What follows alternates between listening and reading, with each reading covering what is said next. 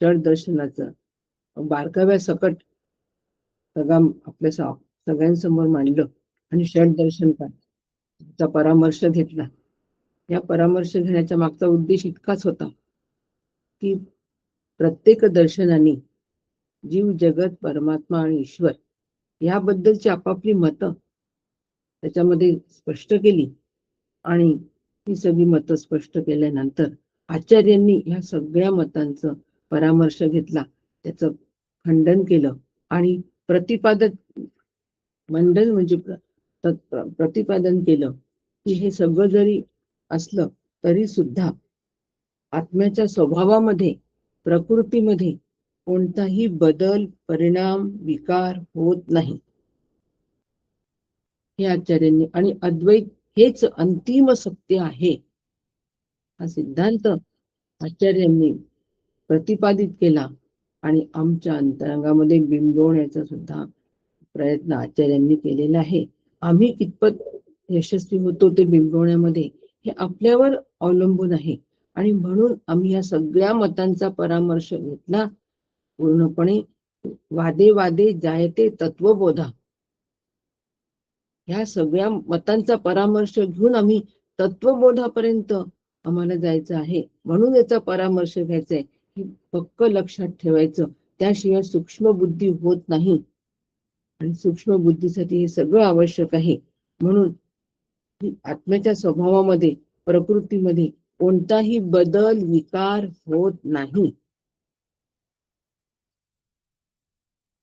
साध्या व्यवहारातील मध्ये सुद्धा दृश्यामध्ये लौकिक वस्तूची सुद्धा प्रकृती बदलत नाही. हे आपण बघितलं तर मग अज अमृत स्वभावाच्या पारमार्थिक स्वरूपाची, अमृत स्वरूपाची प्रकृती बदलणे शक्यच नाही. मग ही जी जीवाची आमची जी दशा दिसते, जीवदशा दिसते, ही ह्या जीवदशेला का बरं बदल आहे? तर ह्या जीवानीच मी जन्माला आलो, वय वाढलं, प्रौढ झालो, वृद्धत्व आले, अशा पद्धतीचे जीव सतत चिंतन करत असतो. त्यामुळे तो स्वतःच्या अज अमृत अजर अद्वय निर्गुण निरवय या स्वरूपापासून तो स्वतःच च्युत होतो, तो स्वतःच दूर होतो आणि म्हणून त्याला परत आपल्या स्वरूपात होण्यासाठी या सगळ्या गोष्टींची आवश्यकता आहे. आणि म्हणून आम्हाला आचार्य सांगतात आहे की पारमार्थिक स्वरूप जे आहे हे अज अमर आहे, ते मी आहे आणि तेच सगळ्यांचं कारण आहे. पण कारण आहे तर ते कार्य होऊ शकत नाही. परंतु अनेक परत इथे या ठिकाणी वैशेषिक आणि सांख्य यांनी परत खंडन केलेलं आहे या मताचं सुद्धा आचार्यांचं. आणि म्हणून ते खंडन आणि कशा पद्धतीने आचार्यांनी परत आपला सिद्धांत प्रतिपादित केलाय, परत सिद्धांतावर यायचं आणि अशा पद्धतीने सूक्ष्म बुद्धी करायची, हे आपण आता अधिकारवाणीतून सुनील काकांच्या पाहू. 11व्या कारिकेपासून आज आपल्याला सुरुवात होते आहे. रामकृष्ण हरी.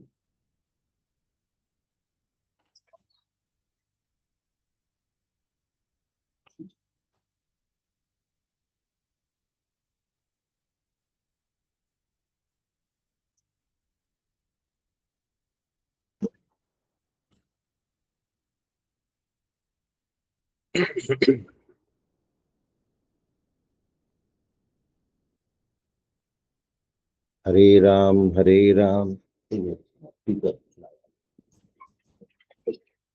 राम राम हरे हरे, हरे कृष्ण कृष्ण कृष्ण हरे हरे, हरे राम राम राम हरे हरे, हरे कृष्ण कृष्ण कृष्ण हरे हरे. सद्गुरुनाथ महाराज की जय. वंशी विभूषित करान्नवनीरदाभा, पीतांबरा दरुणबिंब फलाधरुष्टा, पूर्णेन्दु सुंदर मुखादरविंद नेत्रा, कृष्णात् परम किमपि तत्त्वमहं न जाने. श्रुतिस्मृतिपुराणानाम् आलयं करुणालयं नमामि परमाचार्यं श्रीमच्छङ्करधारिणम्।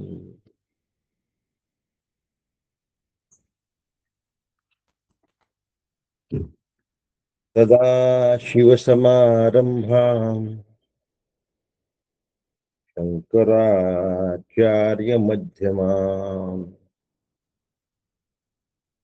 अस्मदाचार्यपर्यन्ताम् वन्दे गुरुपरम्पराम् वन्दे गुरुपरम्पराम्।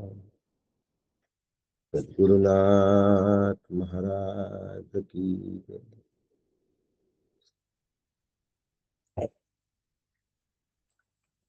परम पूज्य सद्गुरु डॉक्टर काका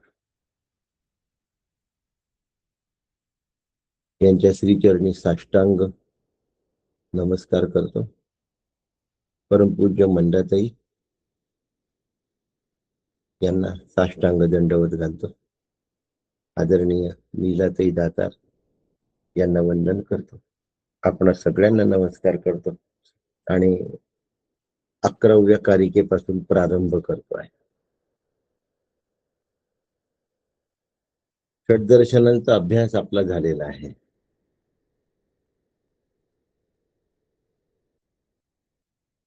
त्याचे चार्ट्स पाहिले आहेत, त्याबद्दल आता शांतीपाठ राहिलाय आज। होय, आपण शांतीपाठाला प्रारंभ करूया। या वासंतीताई। कानी सद्वचन ऐकावे, यज्ञकर्मी समर्थ व्हावे, नेत्री शुभची पहावे आम्ही सदा, इंद्रिये आणि शरीर स्थिर करोनी स्तुतीपर, देवा लागी आयुष्य हितकर भोगो आम्ही। इंद्र महान कीर्तिवंत, उषा अति ज्ञानवंत, चक्ररूप गरुड बलवंत, अरिष्टनाशो जो चतुराननाचा पुत्र, बृहस्पती ज्ञानवंत, आमुचे कल्याण अनंत करो सदा। सद्गुरुनाथ महाराज की जय। नमस्कार करते रामकृष्ण। रामकृष्ण हरी। शांतीपाठाची अत्यंत गरज असते। माझ्या विस्मरणात गेलं होतं, बरं झालं वासंतीताईंनी आठवण करून दिली आणि लगेचच करून दिली, हे बरं झालं। 10-20 मिनिटांनंतर करून देण्याला इतकंसं हे नाही राहत।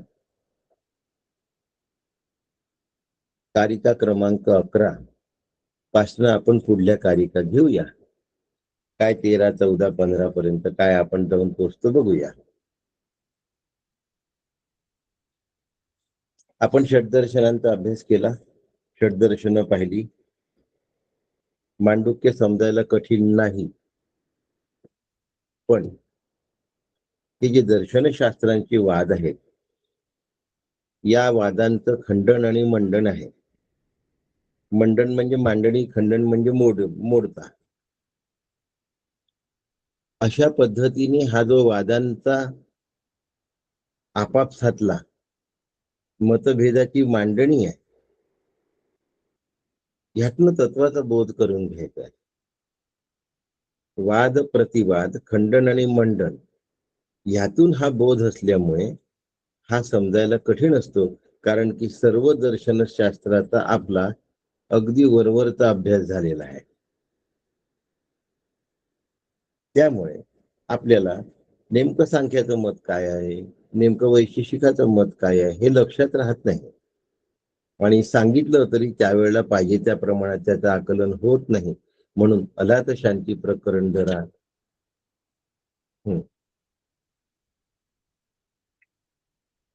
तुम्हाला लक्षात आलंच असेल। आपली 125ची संख्या होती, पण जसं जसं मांडुक्य सुरू झालं तसं तसं ती 100च्या आत यायला लागली। पण मी संख्येसाठी अभ्यास करत नाही, संख्येसाठी सांगणे हा माझा उद्देश नाही. त्यामुळे ज्याला खरंच रुची असेल, ज्याला कळून घ्यायची अगदी पोटतिडीक असेल, तो राहिल्याशिवाय राहणार नाही. तो प्रश्न विचारून आपली शंका निरसन करून घेतल्याशिवाय राहणार नाही. असा जो नसेल तो माझा विषय नाही. 11 नंबरची कारिक आहे.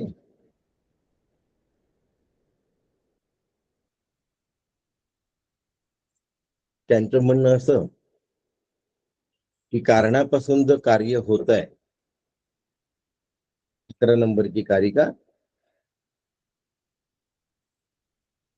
कारणम यस्य वै कार्यम कारणम तस्य जायते जायमानम कथमजम भिन्नम नित्यम कथम च तत्.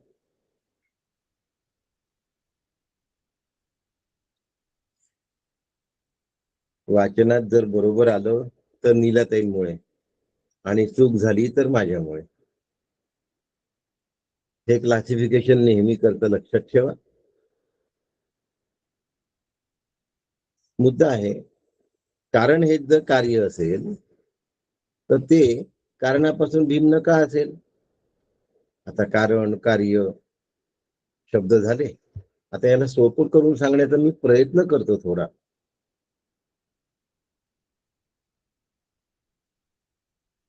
वाघापासून वाघच निर्माण होईल की नाही? बाबुळीपासून बाबुळच निर्माण होईल की नाही? बाबुळीच्या बीजापासून बाबुळीचा वृक्ष हे कार्य निर्माण झालं ना. म्हणजे कारणापासून जर कार्य निर्माण झालं तर ते कार्य कारणापेक्षा भिन्न राहत नाही. म्हणजे बाबुळच आहे की नाही ती. त्याची सालही बाबुळच आहे, त्याची शेंगही बाबुळच आहे.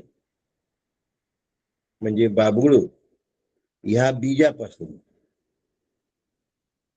बाबुळ हे वृक्ष उत्पन्न झालं. मग बाकी काट्यांपेक्षा बाबुळीचा काटा कसा असतो? एकदम कडक आणि वेगळा असतो. म्हणजे त्या काट्यात पण बाबुळ पण आहे की नाही. विषय आहे, कारणापासून जर कार्य निर्माण झालं तर कार्य कारणासारखंच असतं. मग आता याच्याबद्दल आक्षेपाबद्दल सुरू झालं, कारण हे वैशेषिकांचं मत आहे आणि सांख्यांनी त्याच्यावर ऑब्जेक्शन घेतलं आहे, म्हणजे आक्षेप घेतला आहे. आपलं भिन्न मत या ठिकाणी प्रगट केलं आहे. त्यांचं म्हणणं आहे की तुम्ही परस्पर विरोधी बोलून राहिले, काहीतरी सांगता हवा तुम्ही.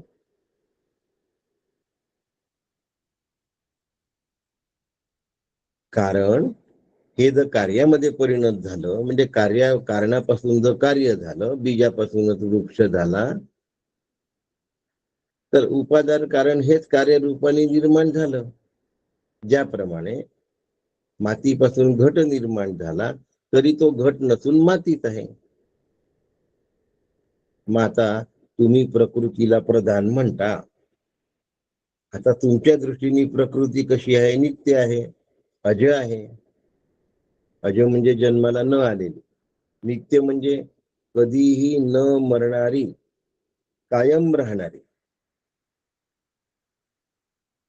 मग आता त्या प्रकृतीपासून अहंकारादी 5 भूत कसे तयार झाले? तुम्ही म्हणता ना आत्मनः आकाशः संभूतः. मग त्याच्यापासून 5 भूत निर्माण कसे झाले? कारण जर अज आहे म्हणजे जन्मलंच नाही, तर त्याच्यापासून कार्य कसं जन्मेल? कळताय ना?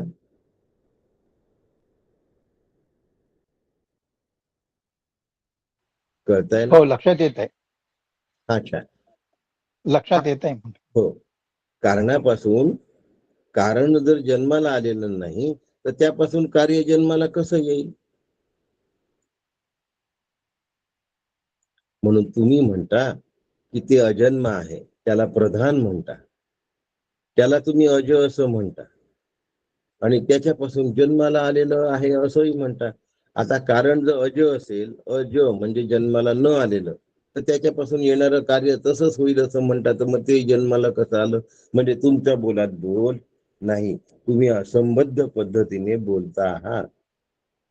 दोन विरुद्ध गोष्टी एकत्र कशा संभवतील? म्हणून ते म्हणतात त्या प्रधानाचा एक अंश वेगळा झाला आणि त्याच्यापासून कार्य म्हणजे जगत तयार झालं.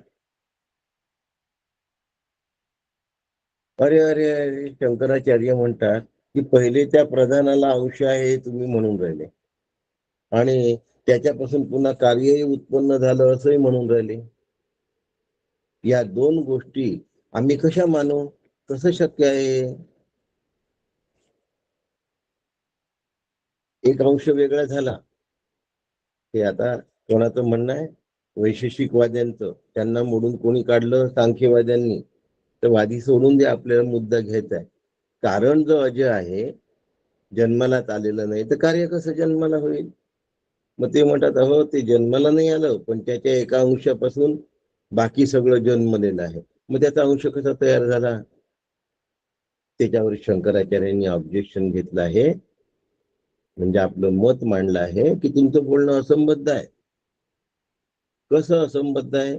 समजा एक कोंबडी आहे, आता त्या कोंबडीला, कोंबडी हे कारण झालं, त्याच्या एका अंशापासून कार्य झालं असं तुम्ही म्हणता. त्या कोंबडीला मधोमध कापलं. आता मधोमध कोंबडीला कापल्यानंतर ती कोंबडी काही दिवसांनी अंडे देईल आणि त्याच्यापासून पुन्हा कोंबडी तयार होईल का? मग अंशापासून पुन्हा जगत निर्माण झालं असं जे तुम्ही म्हणता हे कसं बरोबर आहे? तुमचं म्हणणं असंबद्ध आहे. शंकराचार्यांचं मांडण किती सुंदर आहे. म्हणून युक्तीने आणि अनुभवाने तुम्ही कारणापासून कार्य निर्माण झालं हे सिद्ध करू शकत नाही, कारण कारण तुम्ही अज मानलेलं आहे. आता या ठिकाणी वैशेषिक म्हणजेच नैयायिक लोक सांख्य मताचं खंडन करत आहे. सांख्याचं मत या ठिकाणी त्याच जे आहे असं त्यांनी सांगितलं. आता पटलं सगळ्यांना नीट? शांतपणे घेतो सगळ्या कारिका, नीट समजावून घ्या. मग आता त्यांनी दुसरा मुद्दा मांडला की कार्य आणि कारण. 12वी कारिका, कार्य आणि कारण दोन्ही जर एकरूप आहेत, मग कारण जर अज आहे तर कार्य पण अज असायला पाहिजे. मग कार्य उत्पन्न होणार आहे आणि कारण अनुत्पन्न आहे, हे कसं मानणार? दोघांमध्ये अभिन्नता पाहिजे ना. दोन्ही जर एकच आहे असं तुम्ही म्हणता, तर दोघांमध्ये अभिन्नता पाहिजे. म्हणून कार्य आणि कारण हे जर अभिन्न आहे असं मानत असाल, म्हणजे आत्मा आणि जगत, जगत हे कार्य झालं, आत्मा हे त्याचं कारण मानतात. आता कारण जर मानताय तर जगत हे कार्य काय झालं? अज झालं. मग कारणापासून कार्य निर्माण होऊ शकत नाही. तुमचं म्हणणं दोषयुक्त आहे, म्हणजे चुकीचे आहे. जे नित्य आहे, जे ध्रुव आहे, जे निश्चल आहे, ते पुन्हा चलायमान कसं होऊ शकेल? मग आता आणखीन एक मुद्दा घेतला, कार्य आणि कारण दोन्ही जर अभिन्न असतील तर, म्हणजे एकच आहे. कार्य आणि कारण दोन्ही एकच आहे, तर मग ते म्हणतात असं कसं होईल? कार्य आणि कारण दोन्ही जर एकच असतील तर कार्याला कार्य म्हणण्याचं काय कारण? त्याला कारणच म्हणायला पाहिजे. कार्य आणि कारण जर एक आहे तर एक आहे, तर मग कार्य शब्द त्याच्यासाठी तुम्ही वापरूनच कसे राहिले? म्हणून तुमचं म्हणणं दृष्टी तर्कसंगत नाही. कळताय? काका म्हणतात याला व्याघात दोष. जे अजय आहे स्वभावे त्याची स्वय जन्माय पावे, हे व्याघात उघड मानावे कवणे तिथे. हे उघड उघड व्याघात आहे. 42 नंबरची उभी आहे काकांची. आणि प्रधान तरी जरी फुटे नामरूपी प्रगटे, सावयव कैसे पटे नित्य म्हणता. या प्रधानाला सावयव कसं म्हणाल तुम्ही?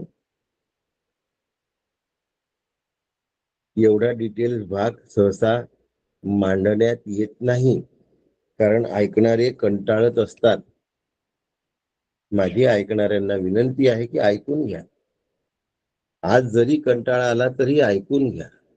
एक दिवस ते समजल्याशिवाय राहणार नाही.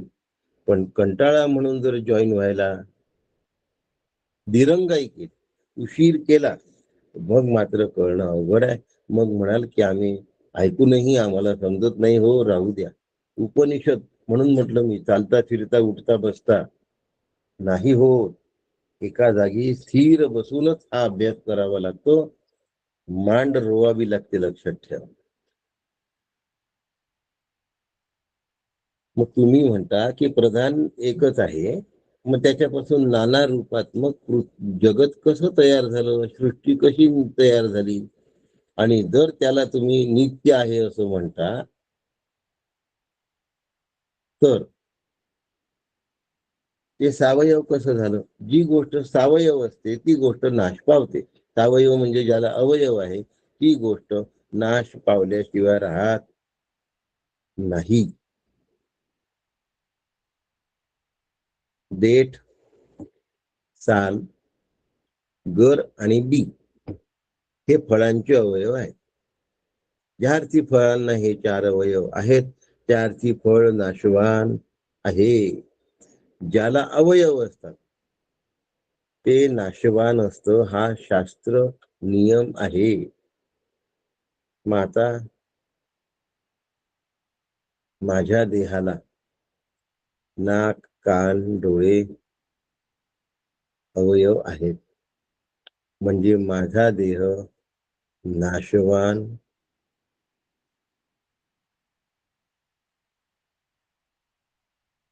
आहे. आहे. माझा देह नाशवान आहे, हे मी रोज आरशात स्वतःला बघत असताना एकदा तरी विचार करून ठेवायला. कोणाचा देह नाशवान आहे? माझा. आजकाल लग्नात गेल्यानंतर सगळ्यात जास्त वेळ कशात जातो? Photography, videography.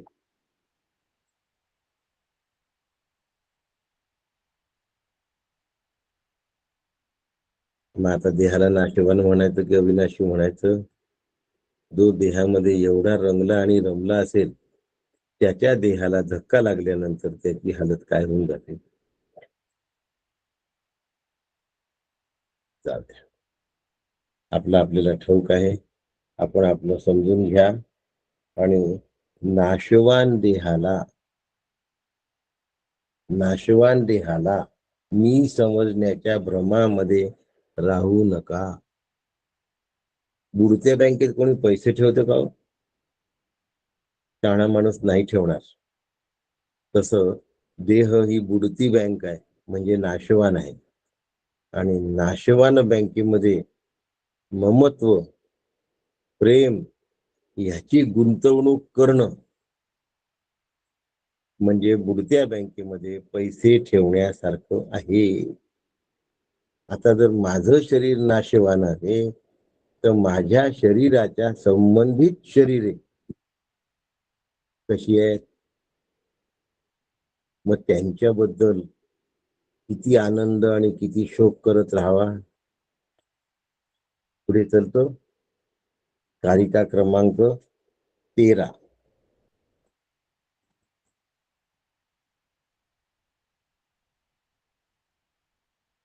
आचार्यांचा कोंबडीचा दृष्टांत काकांनी ओव्यांमध्ये घेतलाय तेवढं सांगतो. काय एके कोंबडी आणली, ती अर्ध्यावरती कापिली, मधून कापली तिला. अर्धी आहारा शिजविली, अर्धी जनना. त्यातली अर्धी खाण्यासाठी ठेवली आणि अर्धी जनना, म्हणजे तिच्यापासून पुन्हा पिल्ल होतील बा म्हणून ठेवली. असं कधी होण्याची शक्यता आहे का? शंकराचार्यांचा दृष्टांत आहे, त्याला काकांनी ओळीबद्ध केलेला आहे. मग अर्ध्यामध्ये जर कोंबडी चिरली तर तिचा अर्धा भाग अंडी देणार आहे का? त्याप्रमाणे काय? 13वी कारिका.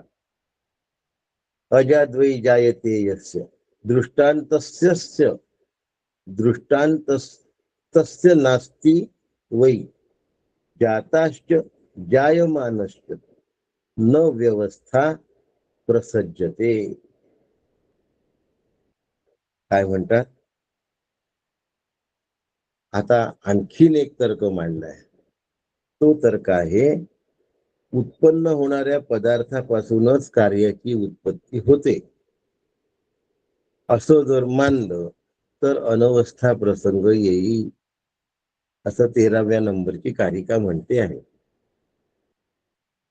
अनवस्था प्रसंग कशाला म्हणतात हे माहिती का? नाही, समजावून सांगतो. मी वाघाच्या मागे धावतो आहे. मी वेगाने धावतोय आणि वाघही वेगाने धावतोय. वाघ पुढे आणि मी मागे, मी पुढे आणि वाघ मागे.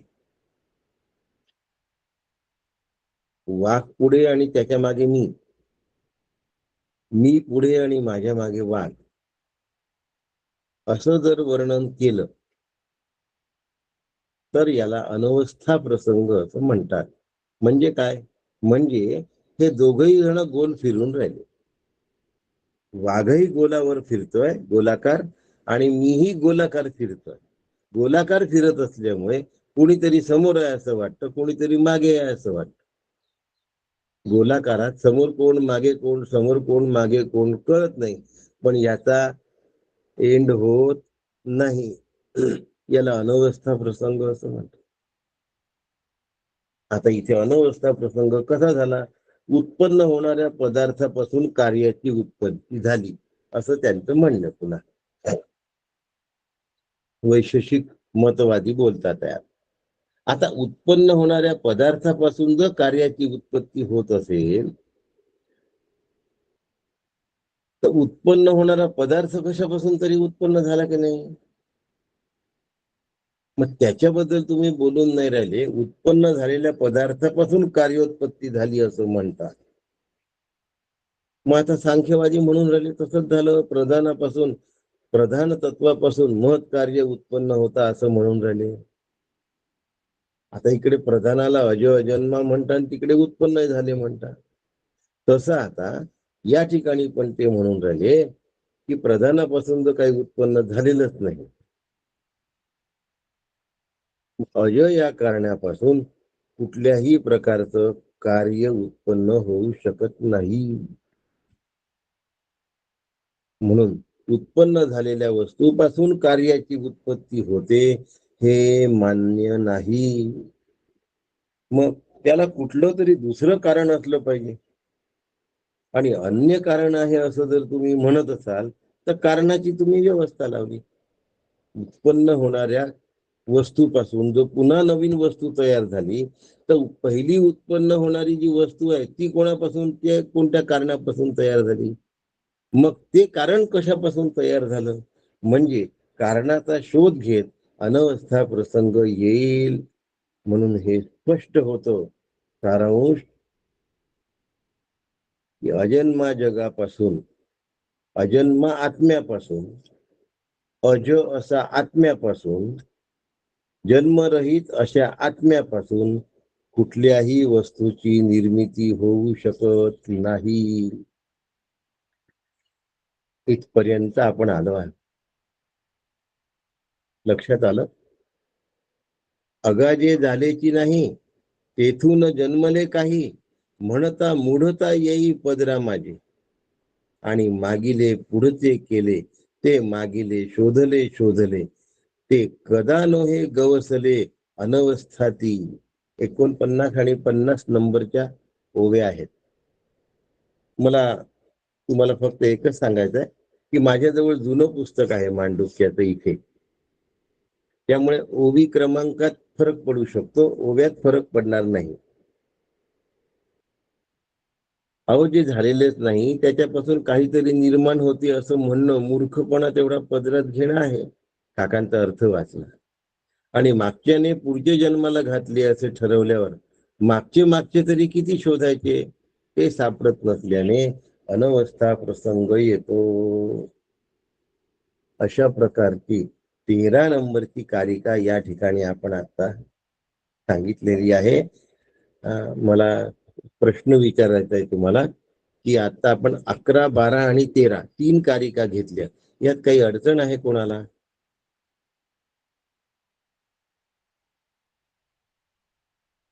नाही काका. थोडासा सारांश एकदा पुन्हा सांगतो, जड जाऊ नये म्हणून. सारांश असा आहे की आत्मा अजय आहे, त्याच्यापासून जगत निर्माण झालं, हे सांख्यांचं म्हणणं नैयायिकांनी खोडून काढलेलं आहे. कारण आत्मा जन्मालाच नाही आला तर त्याच्यापासून दुसरं काही जन्माला येणार नाही. कारिका क्रमांक 11. जे जन्मरहित आहे आत्मा, त्याच्यापासून जगत जन्माला आलं, हे न्यायशास्त्राला मान्य नाही. म्हणून सांख्याचा हा मुद्दा नैयायिकांनी खोडलेला आहे. तुमचं म्हणणं असंबद्ध आहे असं त्यांचं स्पष्ट मत आहे. पहिला सार झाला. दुसरं, आत्मा नित्य आहे, मग त्याच्यापासून अवयवी वस्तू तयार कशी होईल? कारण जी गोष्ट नित्य असते ती निरवयव असते. जी गोष्ट नित्य असते तिला अवयव नसतात, आणि ज्याला अवयव नसतात त्याला नाश नसतो. मग आत्म्यापासून म्हणजे ब्रह्मापासून जगत निर्माण झालं कसं म्हणता? कारण जगत सावयव आहे आणि ब्रह्म निरवयव आहे. निरवयव ब्रह्मापासून सावयव जगत तयार होऊ शकत नाही. आणि तुम्ही ज्या अर्थी म्हणता की सावयव जगत निर्माण झालाय, त्या अर्थी तुम्हाला आत्मा कळलेला नाही. आत्म्याला विशेषण देता येत नाही, जगताला विशेषण देता येतं. म्हणून तुमचं बोलणं परस्पर विरोधी आहे. आता कारिका नंबर 12 सार. आत्मा जर अजन्म आहे, मग त्याच्यापासून जन्माला आलेलं अजन्माच असलं पाहिजे. मोहनजी दातार व्हिडिओ सुरू आहे.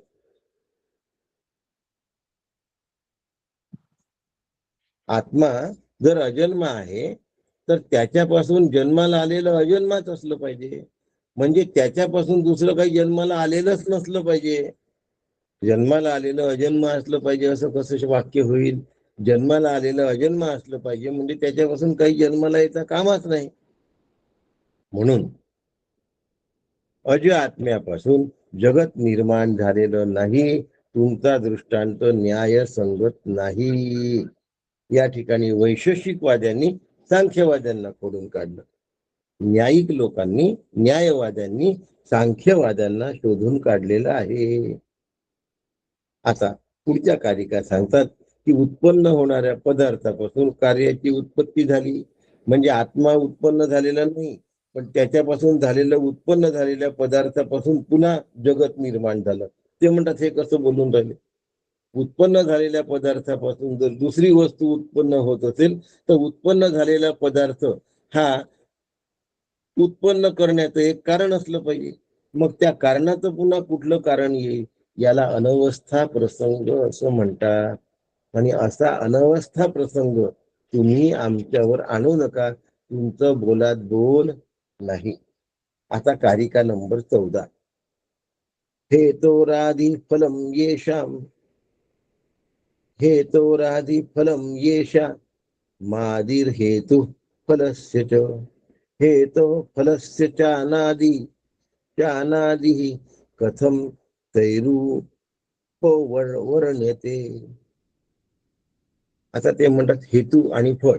हेतू म्हणजे धर्माधर्म आणि फळ म्हणजे देह. धर्मधर्म म्हणजे पापपुण्य.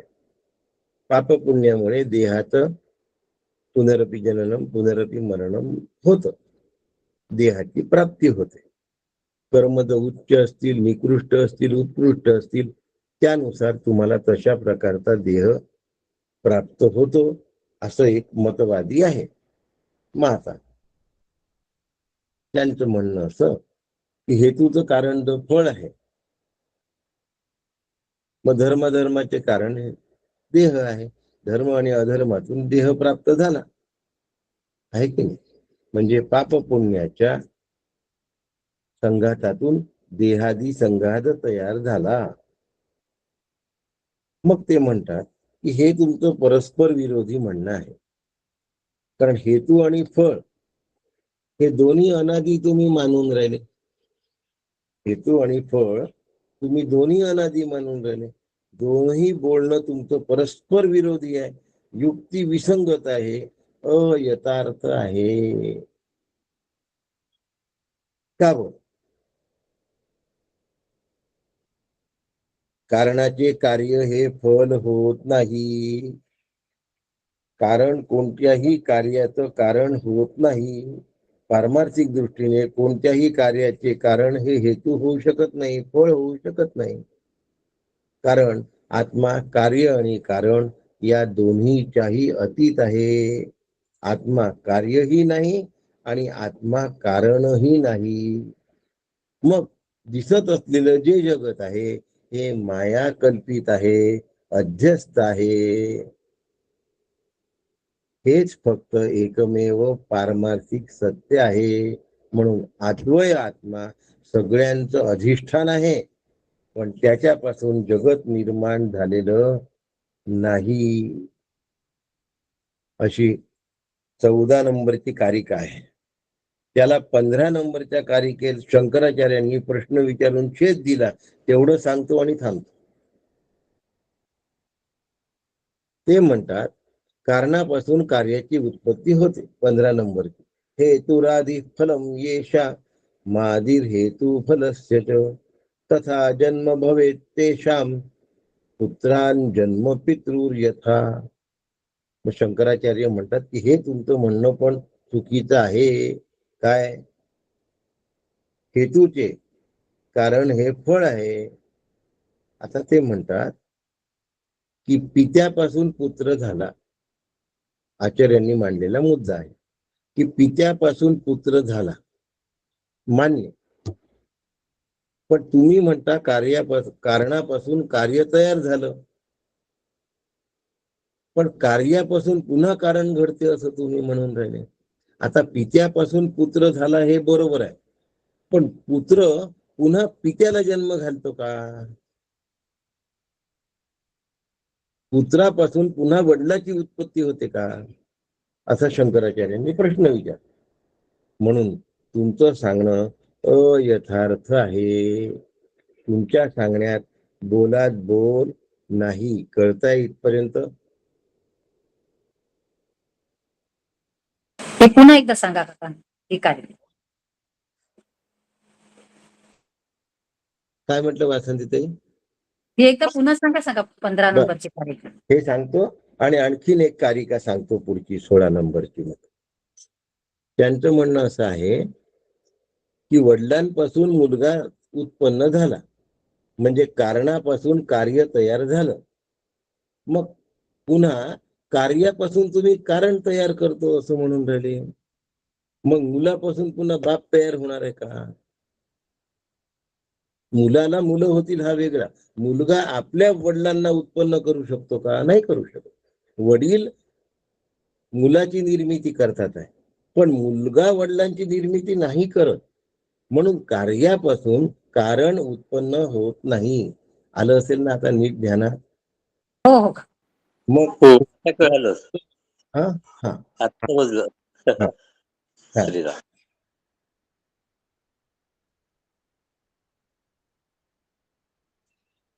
मग आता ते म्हणतात जाऊ द्या, कारणापासून कार्य उत्पन्न झालं असं तुम्ही नाही मानत ना, जाऊ द्या.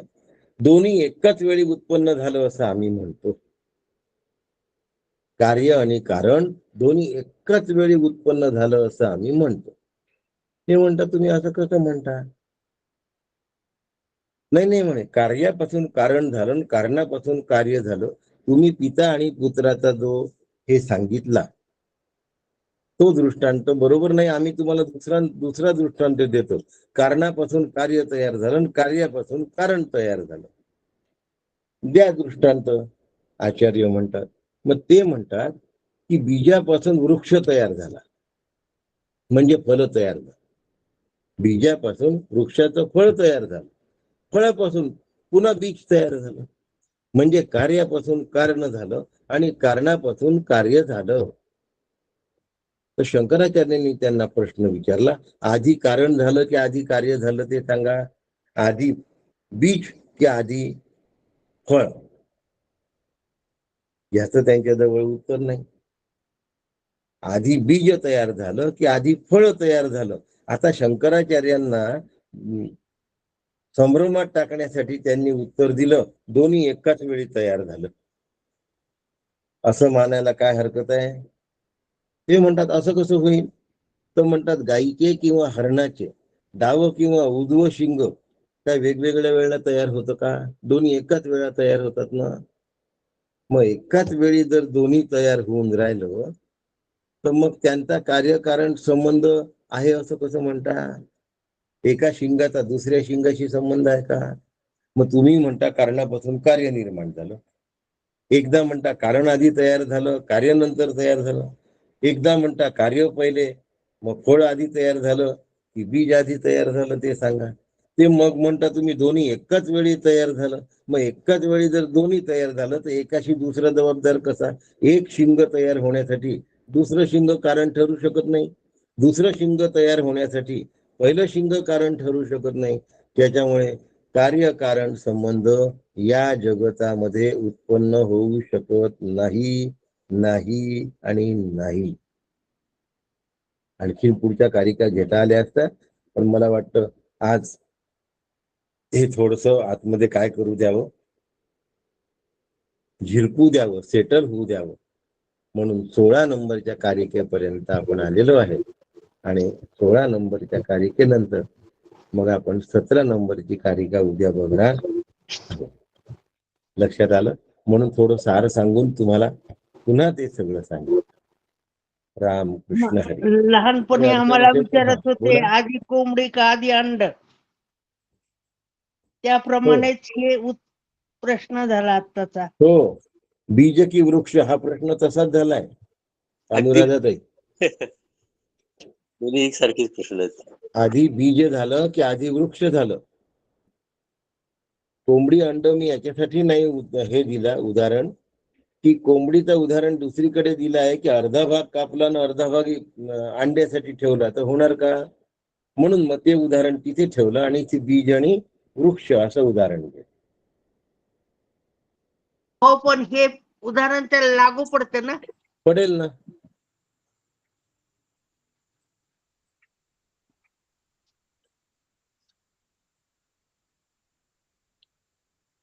तात्पर्य हे आहे की ब्रह्मापासून जगत निर्माण झालेलं नाही, ब्रह्म हे जगत निर्मितीचं कारण नाही, हे तात्पर्य सगळ्यात महत्वाचं आहे. मग जगत हा आभास आहे, कल्पित आहे, माईक आहे, भासमान आहे, मिथ्या आहे. माझा देह या जगताचा एक भाग आहे, तोही मिथ्या आहे. म्हणून मी सुद्धा शरीर रूपाने भासमान मिथ्या आहे, आत्मरूपाने वास्तव आहे. म्हणून मी आत्मा आहे. इथपर्यंत आपण आलो. आपल्या सगळ्यांना वंदन करतो आणि थांबतो. राम कृष्ण हरी.